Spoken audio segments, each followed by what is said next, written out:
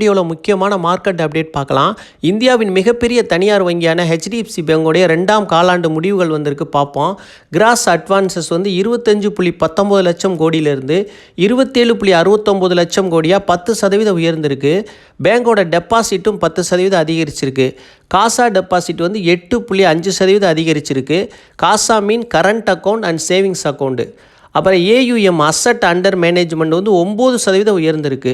Result வந்து நார்மலாக தான் இருக்குது. நம்ம ஏற்கனவே பங்கை வந்து கன்சிடர் பண்ண சொல்லியிருந்தோம். 950க்கு கீழே போனால் கன்சிடர் பண்ணலாம்னு. இறங்க கன்சிடர் பண்ணுங்கள். அப்புறம் பஜாஜ் ஹவுசிங் ஃபைனான்ஸோட 2ஆம் காலாண்டு முடிவுகள் வந்திருக்கு. மொத்த கடன் வழங்கல் வந்து 32% அதிகரிச்சிருக்கு. கடன் வழங்குறது ஏயுஎம் வந்து 24% அதிகரிச்சிருக்கு. Asset under management. சொத்துக்களுக்கான கடன் வந்து 25% உயர்ந்திருக்கு. ஸ்டாக் வந்து இப்போ கன்சிடர் பண்ணுற ப்ரைஸில் தான் இருக்குது.